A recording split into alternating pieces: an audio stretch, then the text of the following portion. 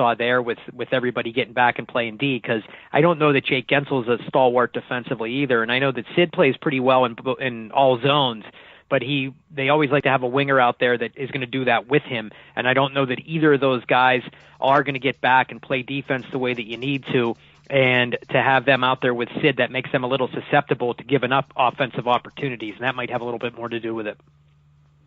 Yeah, it's just funny that they just can't get along, or like any of the times that sometimes they'll put Sid and Gino on the same line or something like that, and that never seems to work either. It's like you look at Sid over his career, right? I mean, the guys he works with best have never been these superstar players. Yeah, he collaborated very well with Hossa back in the day for that brief period of time that they played together.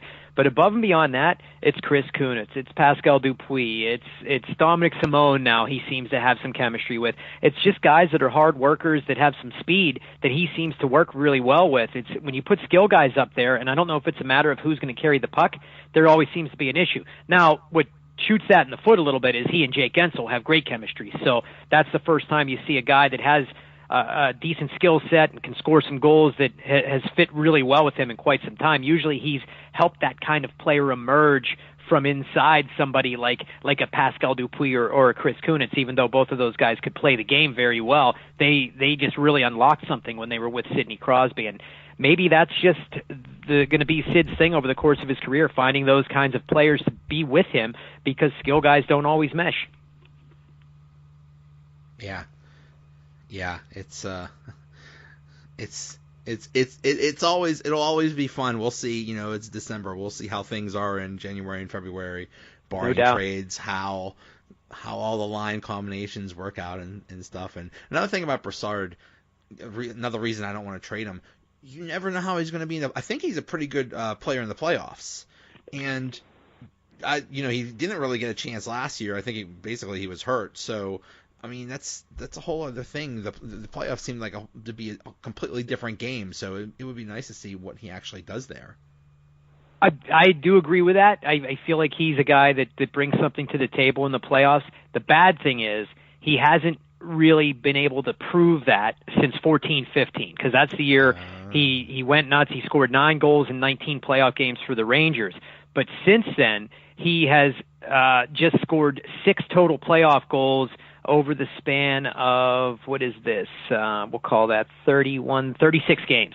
So something like 36 playoff games. He only has 6 goals over that span in the playoffs. So it seemed like his reputation for being a PTP in the playoffs was really born during that run with the Rangers. He had a great series against the Washington Capitals that season, if I'm not mistaken, and since he's dipped a little bit. He had a 4-point run with the Rangers in 5 games in 15-16. He was able to put up 11 with that Ottawa team that went to the conference final, and then he put up 4 total points in 12 games for the Pens in the playoffs last year.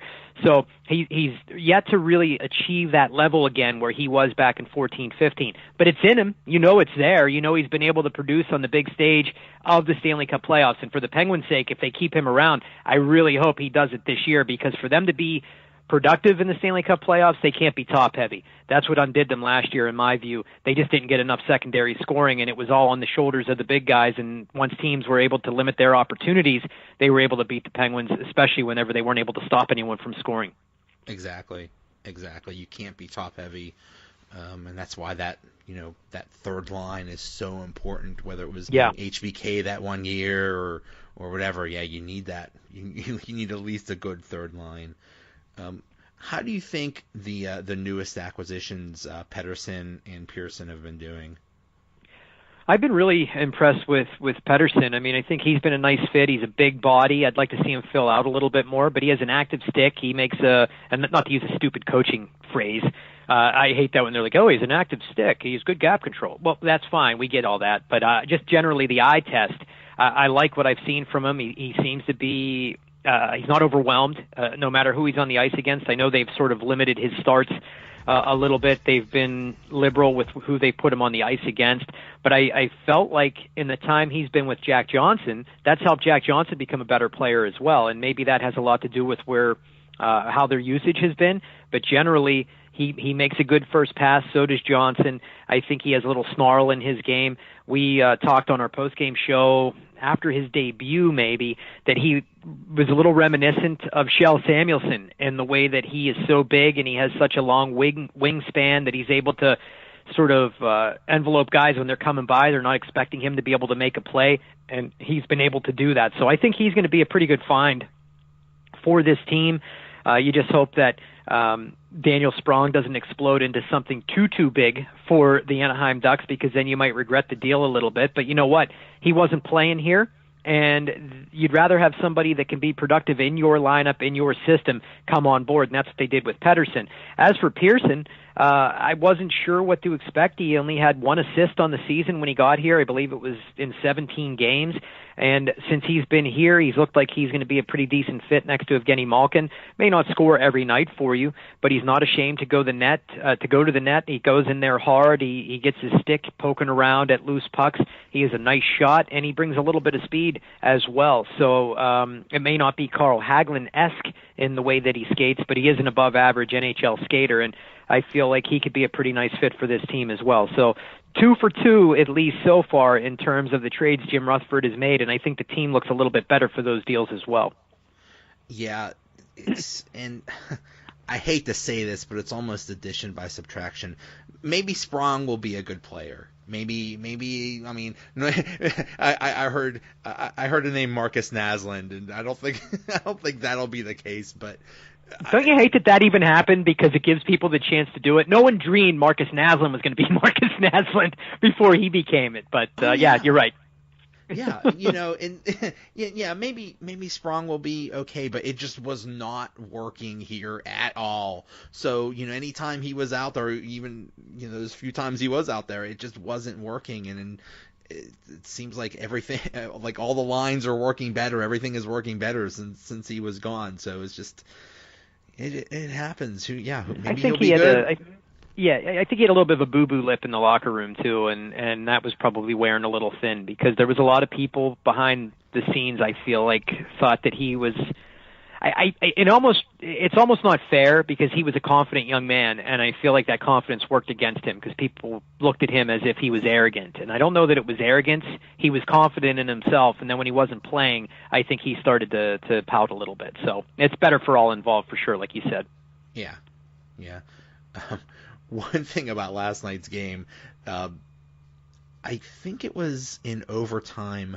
There was a penalty, and it was, I think, 4-on-3, and Desmith lost his stick, and they still couldn't score. It was the craziest thing. It was, I've never seen. I think he had he was gone for like a minute without his stick. It's like I've never seen a goalie, because the stick flew out of his hand. It's not like he could go back and get it. So that was really amusing to see. It's like, oh, this isn't.